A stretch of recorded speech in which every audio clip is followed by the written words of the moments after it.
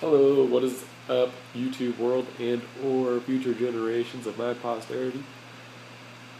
Last night I had, it was called the Atheist debate, is what they coined it, but it was more of a discussion.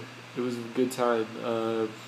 Most of the people that we were speaking, or that I was speaking to, about 90% of them were ex-Mormons, not necessarily anti-Mormon, which was a distinction that I made, and I got applause from all of them for making the distinction, which I thought was good. But they do classify themselves as ex-Mormon and not anti-Mormon, which means that they in general agree with the principles and teachings of the church, but they don't choose not to follow it. Perhaps they don't believe in all the teachings, but they agree that it is good. Otherwise, I would think that they would be more anti. Anyways, there was about probably 5% active LDS there, and another 5% of just different denominations of Christian or believing in God. Mainly I taught out of Alma 32 in the Book of Mormon.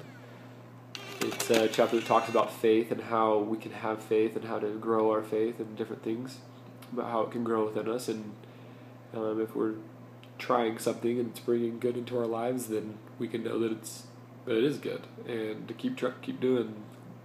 keep following knowledge from that source, and if it continues to be good, then you can see its fruits eventually. If that doesn't make sense, go to Alma 32 and read the chapter and pray about it. Try to get a deeper understanding of it.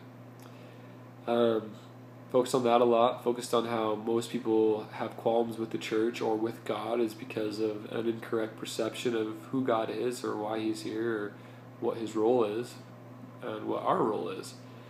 But when we have a more clear perspective on who He is and a true perspective on who He is, things make more sense, and you don't have to,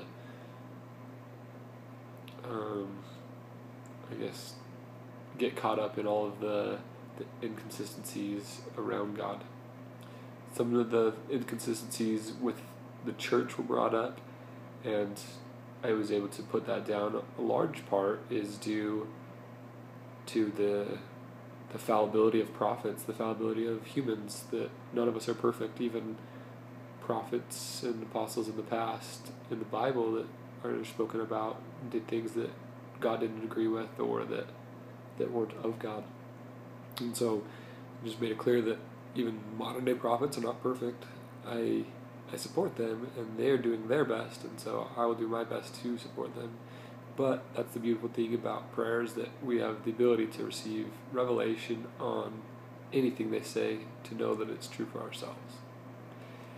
Another point of that would be the similar nature around God is an incorrect perception of what the teaching might be. So someone could put their faith in a false teaching, and then when they realize that teaching is false, then their faith is shattered.